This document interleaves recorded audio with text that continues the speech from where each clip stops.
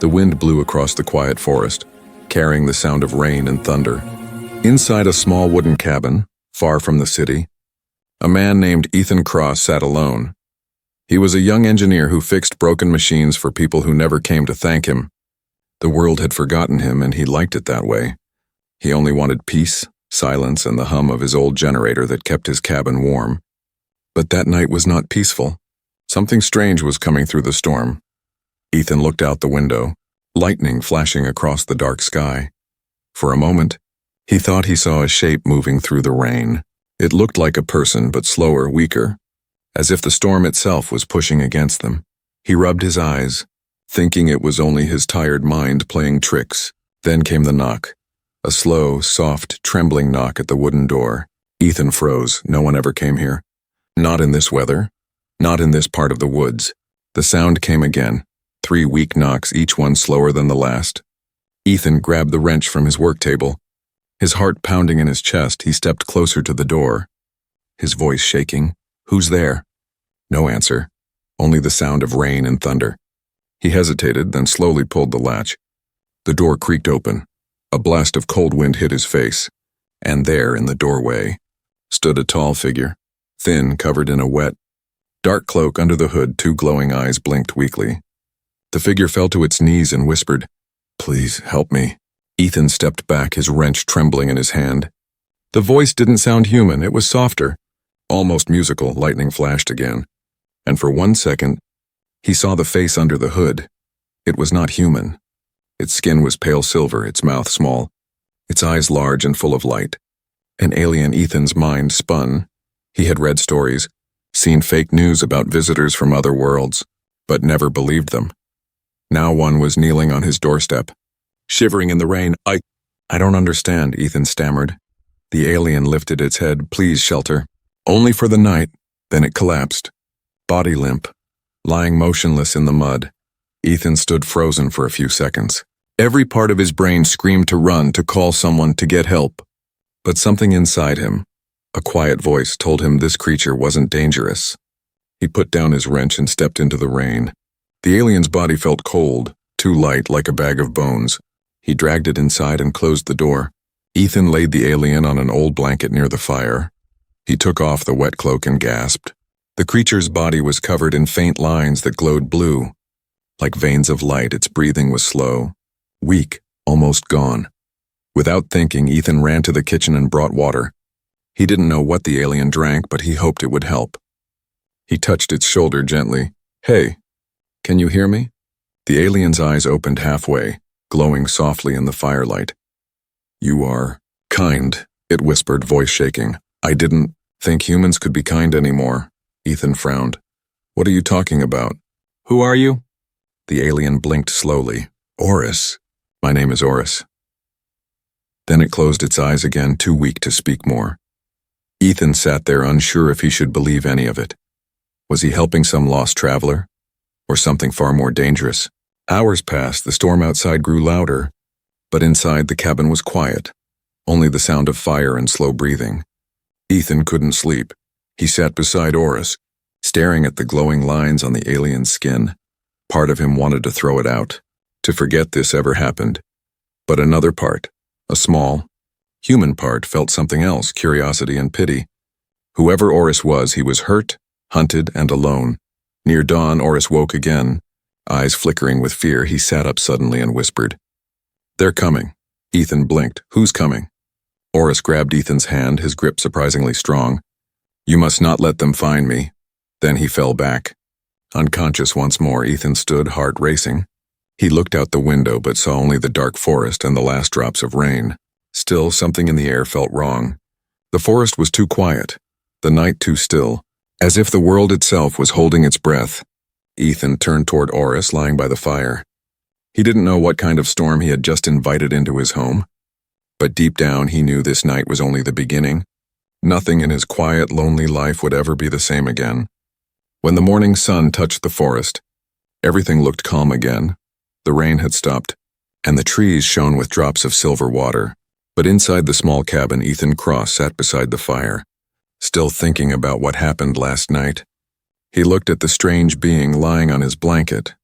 The old alien who called himself Orus. The creature's breathing was slow but steady now.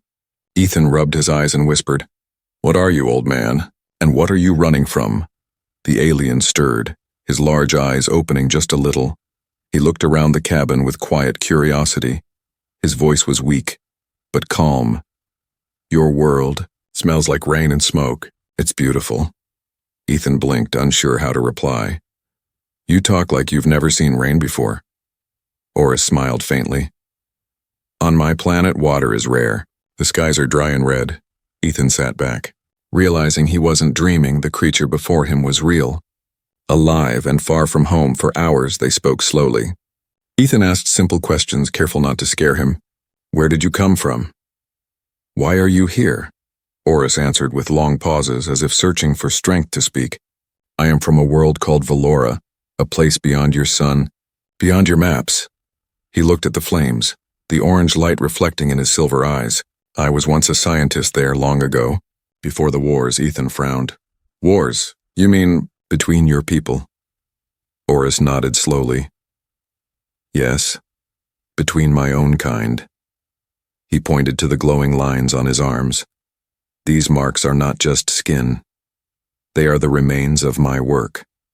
I built something powerful, something meant to heal dying worlds." He closed his eyes, voice breaking. "But they used it to destroy." Ethan felt a chill.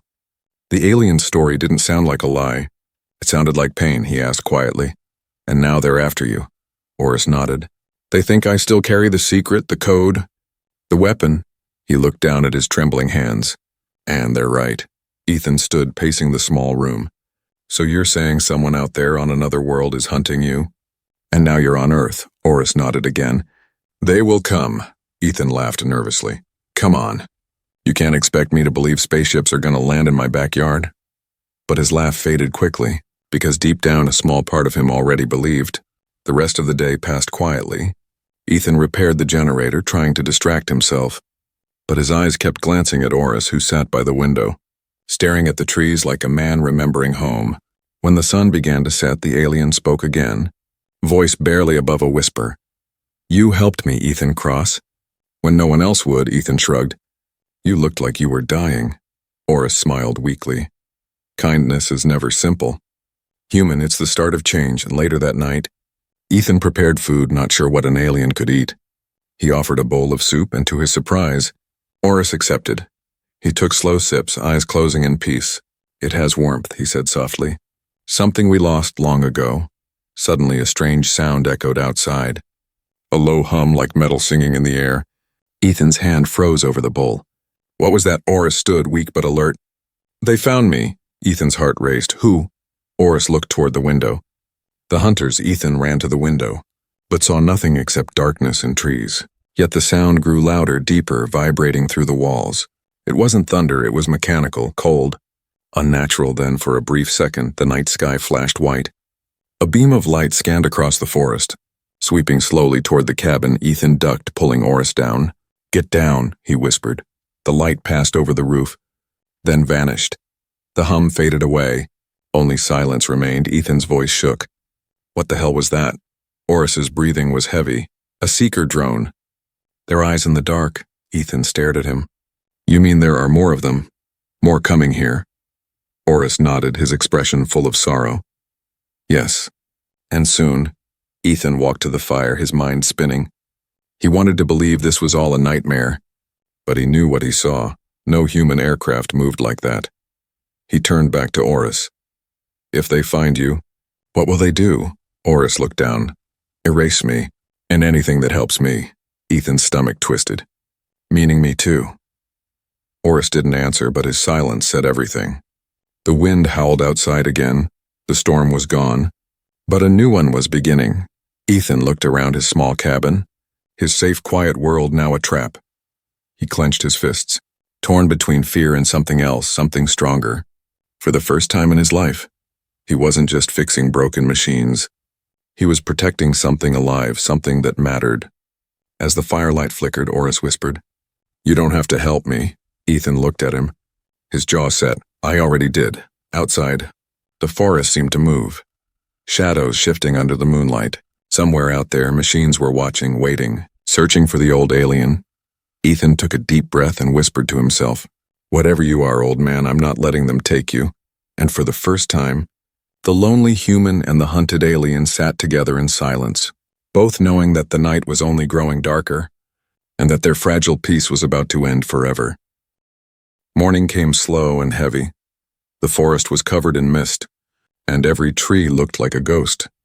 Inside the cabin, Ethan Cross sat by the table, staring at the strange marks Oris had left on the wood during the night.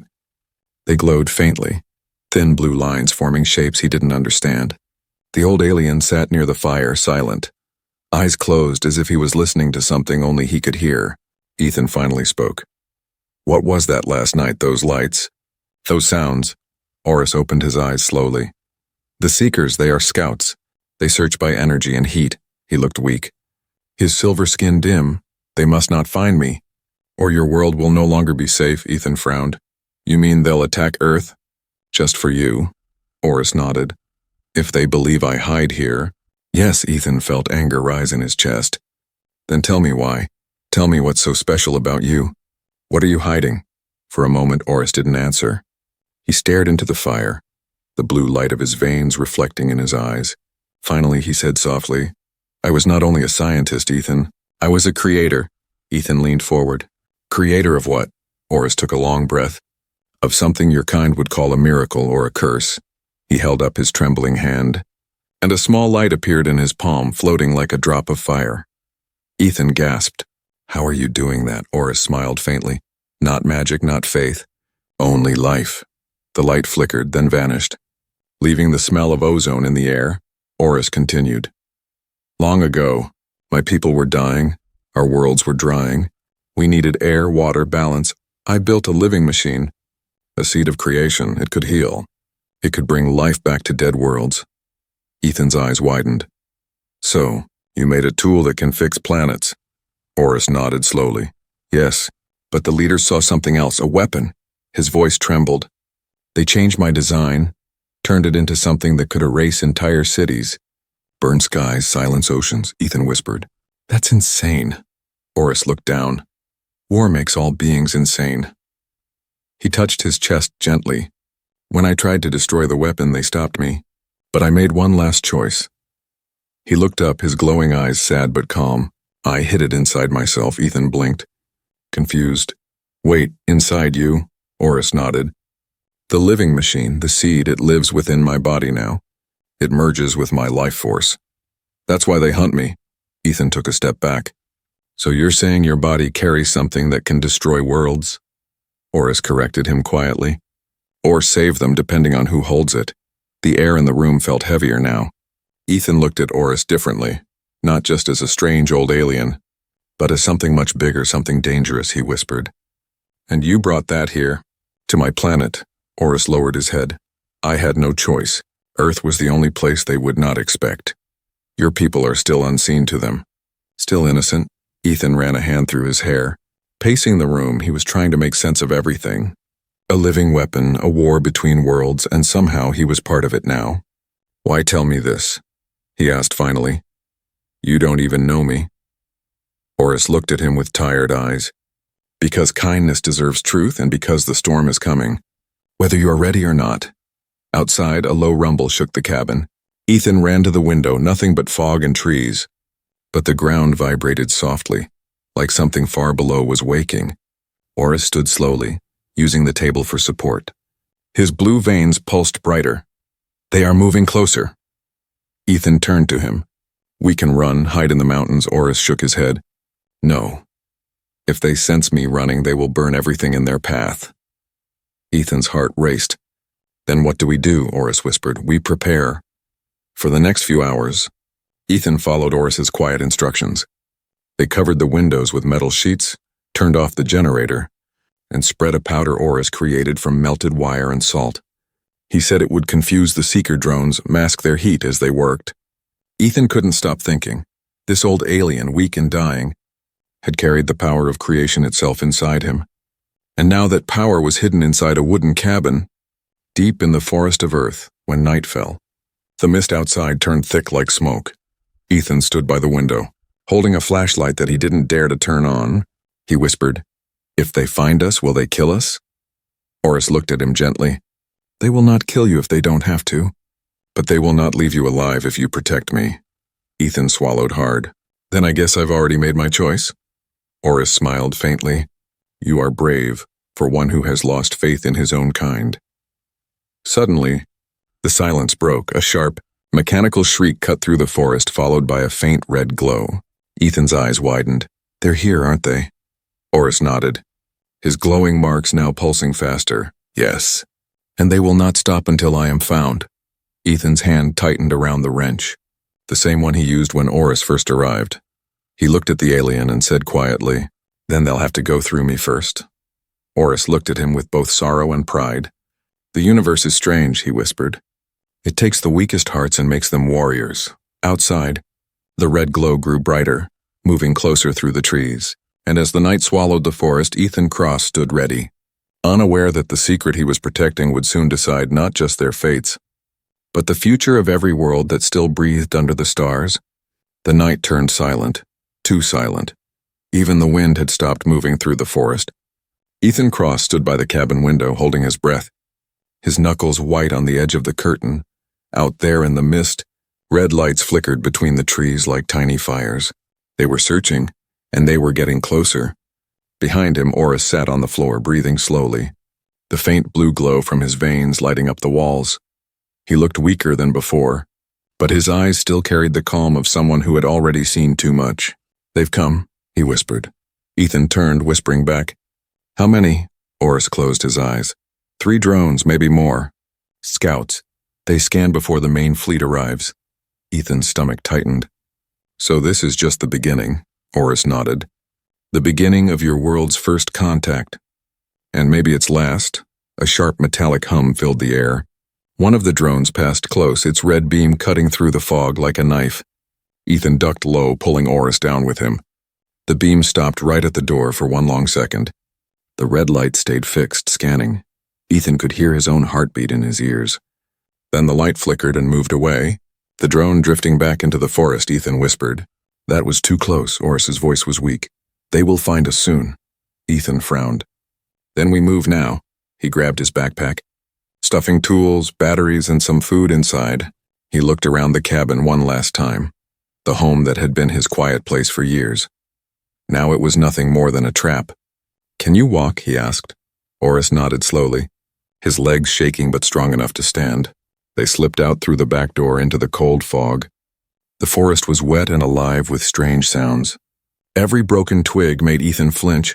Oris moved with quiet steps, almost gliding through the trees. He whispered, "North. There's an old structure, a bunker your kind left behind after a war. It can shield us." Ethan followed, his flashlight off, trusting the faint glow from Oris's body to guide the way. Behind them, the drones moved through the air, scanning, humming softly. Red lights danced between branches, and one beam brushed Ethan's shoulder. He dropped flat to the ground, holding his breath. The beam stopped for a moment, then drifted away.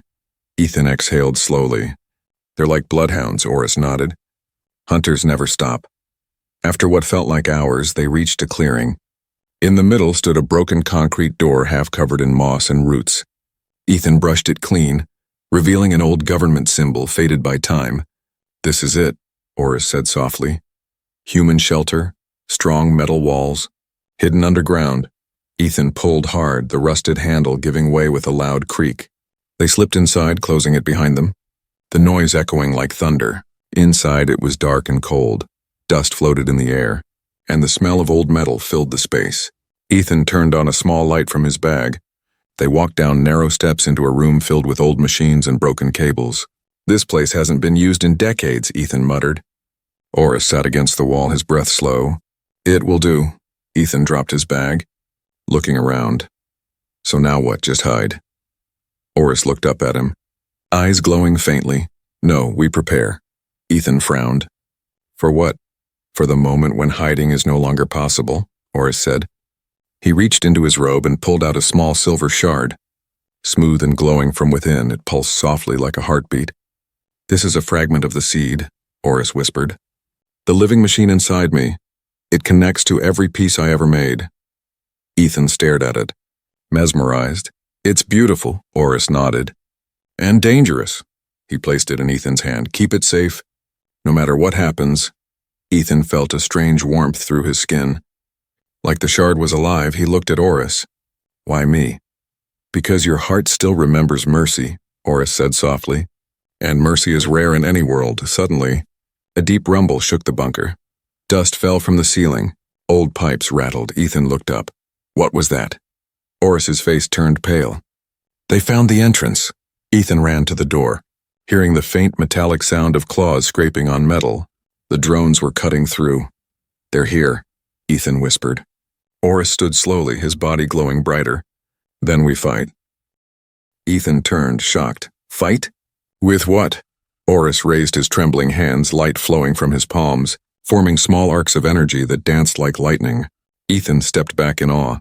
You can do that, Oris nodded. The seed still remembers what I was. The metal door began to melt from the heat of the drone's plasma cutters. Ethan grabbed a broken rifle from the wall, its old battery still humming faintly. He looked at Oris and said, If they want you, they'll have to go through me first. The door burst open. Red light flooding the bunker. 3 drones flew in, spinning fast, their sharp edges gleaming like knives. Ethan fired blindly, sparks flying as bullets hit metal. Oris raised his hands, a wave of blue energy bursting outward, shattering one drone into pieces. Another shot a beam at Ethan, missing by inches. He rolled behind a crate, heart pounding. Ethan! Oris shouted. Stay low. A final blast of light filled the room, and when it cleared, the drones were gone, nothing left but burning metal. Ethan coughed through the smoke. Are you okay? Oris leaned against the wall, glowing dimmer now. For now. Ethan helped him sit. They'll send more, won't they? Oris nodded slowly. Yes. This was only the first wave. Ethan sat beside him, his chest still racing. Then we need a plan. Oris smiled faintly. We already have one, Ethan Cross. You just don't know it yet. Outside, far above the clouds, a massive shadow moved across the stars. The main fleet had arrived, silent and cold, and down below, deep in the Earth's forest, the first human to ever shelter an alien was about to learn that kindness could start a war. The night was long inside the bunker. Smoke still hung in the air, and the metal walls glowed faintly from the heat of the battle. Ethan Cross sat on the cold floor, breathing hard, his shirt torn, his hands shaking from adrenaline. Beside him, Oris leaned against the wall, his body dimly glowing, his face calm but full of pain. The drones were gone, destroyed, but the silence that followed was worse than the noise. It was the silence before something much bigger. Ethan finally broke it. You said this was only the first wave. Oris nodded slowly. Yes, the Seekers test the ground. The real hunters come next. Ethan swallowed hard. Then tell me everything, Oris. I need to understand what we're fighting. The old alien looked at him, his silver eyes reflecting the weak firelight. You want the truth, human, he whispered. Then listen carefully, because it is older than your stars. He closed his eyes, and for a moment the blue lines on his skin brightened. Then the air around them shimmered, and images began to form. Floating lights, glowing cities, and skies filled with ships that looked like silver wings.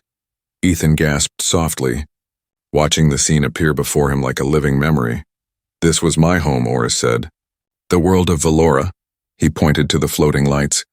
We built wonders, machines that could heal, grow, and think.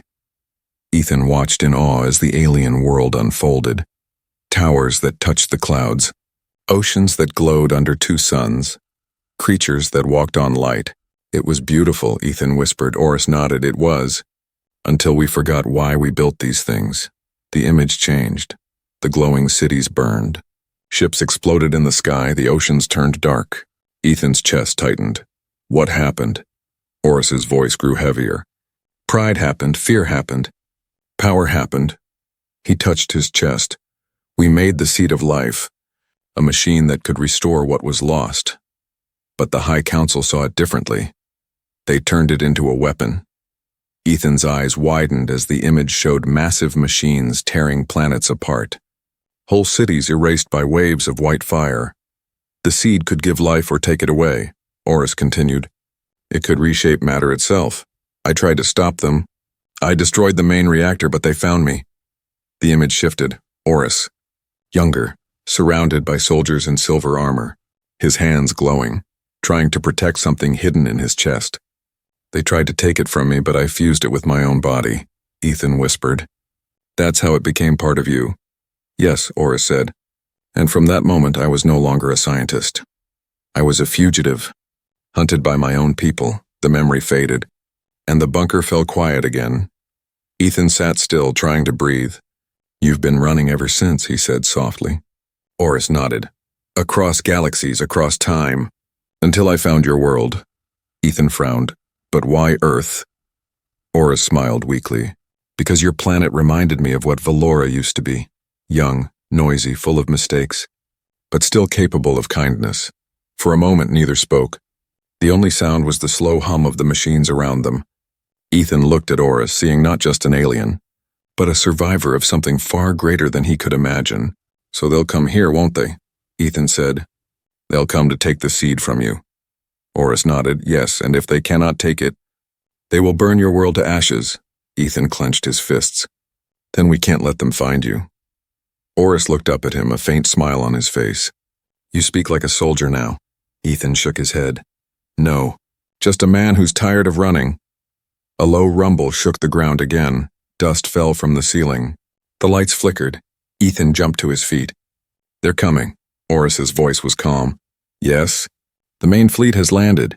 Ethan grabbed his tools. We can still escape through the old tunnels. Maybe reach the mountains. Oris stood slowly, his glowing eyes soft. No, Ethan. Running is over. What do you mean? Ethan asked. Oris placed a hand on his chest.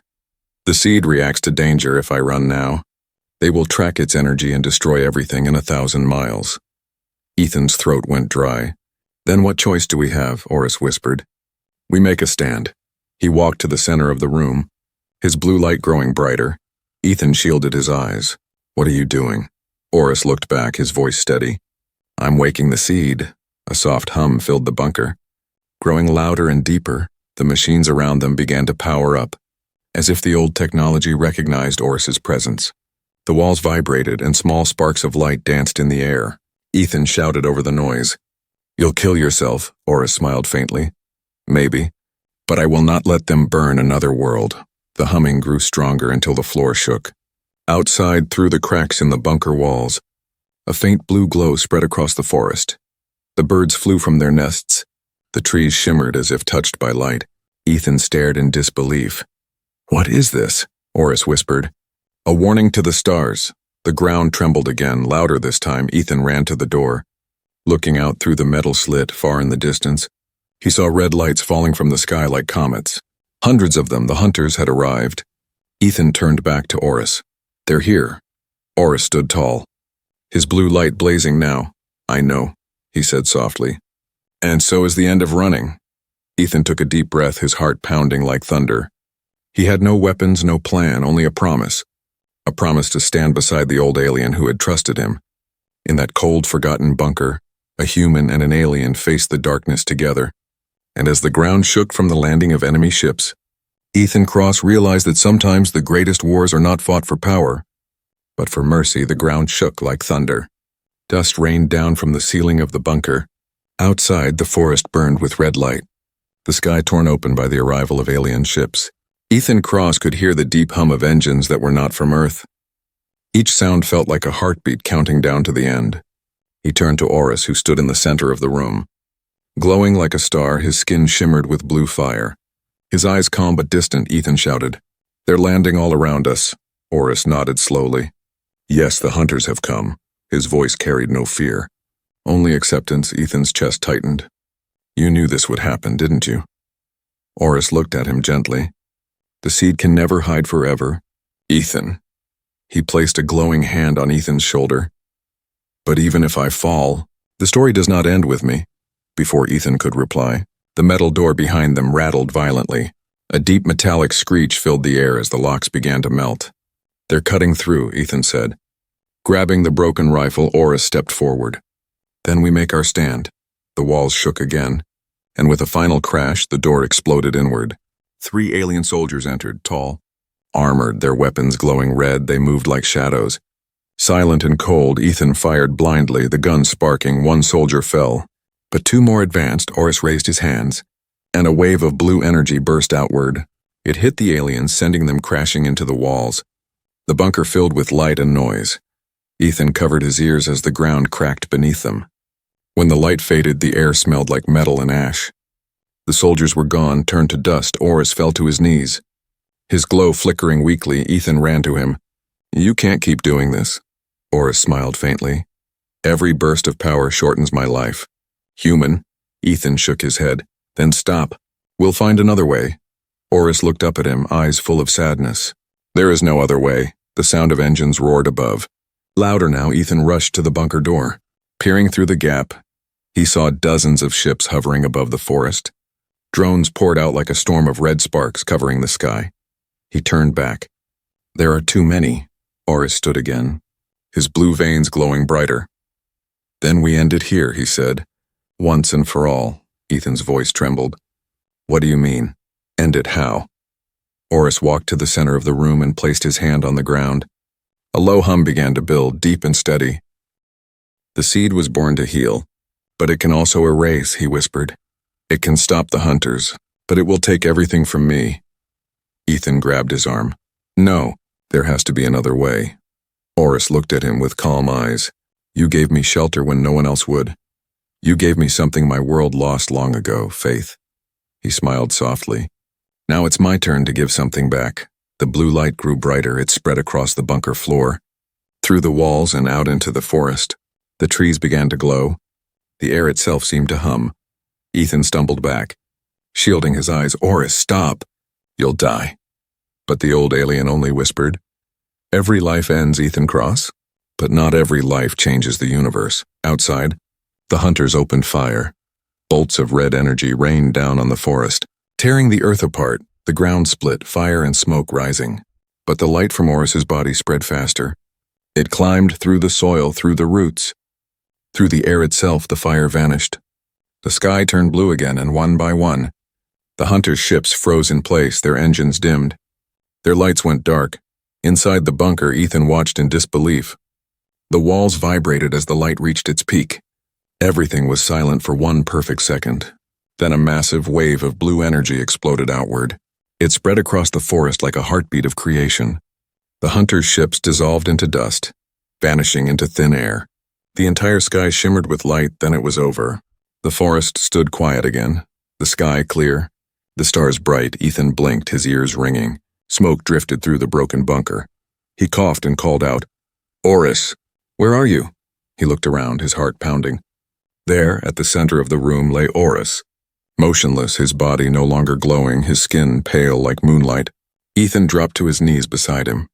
"Hey, come on, don't do this," he whispered, shaking his shoulder, but Oris didn't move. In his chest, where the blue light once shone, a small crystal now pulsed softly. Ethan stared at it, tears stinging his eyes. He picked it up carefully, feeling warmth spread through his hand. The crystal glowed once, then dimmed. It was the last heartbeat of the alien who had saved his world. Ethan whispered, "You did it, old man." He looked around the bunker, half destroyed but still standing. Outside, the world was quiet again. No engines, no drones, only wind and the sound of life returning. Ethan walked out into the open air. The forest was alive, the trees green again, the ground fresh with new grass. The seed had not only destroyed, it had healed.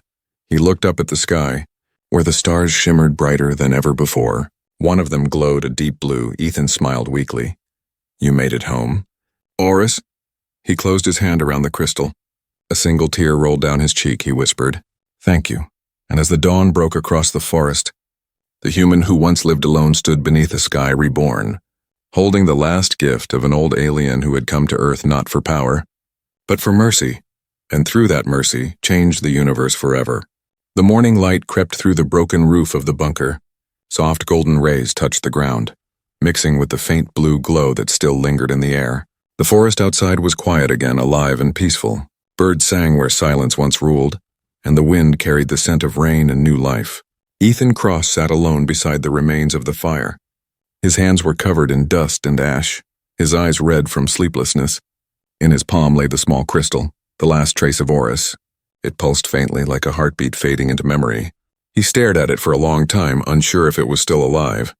It was warm, soft, and somehow comforting. He whispered, "You did it, old man," his voice breaking. "You saved us." The world outside had changed overnight. Where craters and fire once burned, now grew green moss and flowers. The trees that were torn apart had regrown their branches. Even the air felt new, lighter, clean. Ethan walked through the forest in silence, each step echoing like a farewell. He climbed the small hill near the cabin. What was left of it? Half the roof was gone, the tools scattered. But it was still home. He looked around, remembering the night when he first opened that door, when an old, trembling alien had stood in the rain and begged for shelter, and how one choice, one moment of kindness had changed everything. Ethan knelt on the grass, digging a small patch of earth with his hands. He placed the crystal inside, wrapping it gently in cloth. "This is your resting place," he whispered.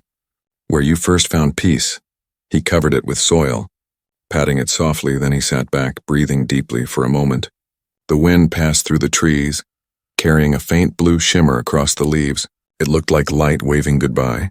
Days turned into weeks. The news spread across the world.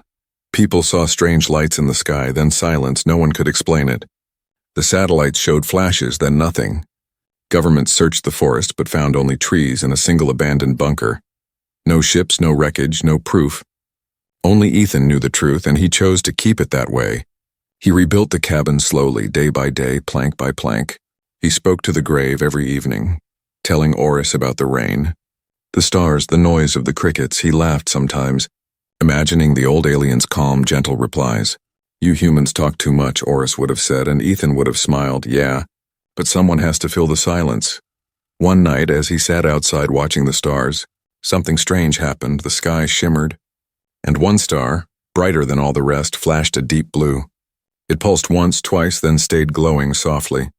Ethan's breath caught in his throat. He whispered, "Oris." The air around him felt warmer, and for a second he heard a faint whisper in his mind, a voice soft as wind. "You kept your promise." "Ethan Cross," he smiled through tears. "You kept yours too." The star flickered, brighter now as if answering him, then slowly faded back into the sea of light. Ethan sat there for hours. He didn't feel lonely anymore. He knew that somewhere out there across galaxies, the light of Valora had awakened again, and Oris, his friend, was finally free. Years passed. The forest grew thicker, wilder, but also more alive. The air was cleaner, the weather calmer. Some said Earth had changed for the better. Ethan grew older, his hair turning silver like Oris's skin, but his eyes still carried the same fire. Every morning he would walk to the hill, lay his hand on the soil where he had buried the crystal, and whisper, still watching the stars.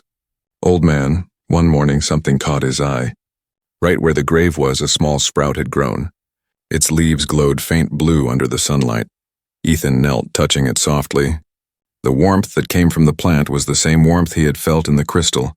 He smiled, tears filling his eyes. "Guess you're still not done saving worlds," he said softly. The plant swayed gently as if nodding, and above, the same blue star pulsed again, faint but steady. That night, Ethan wrote in his journal, the only one he kept. He wrote, "Kindness is the oldest language in the universe, and it never dies." He closed the book, looked up at the stars, and whispered, "You were right, Oris. Mercy is stronger than fear." When the dawn came again, it brought peace with it. Golden light touched the forest.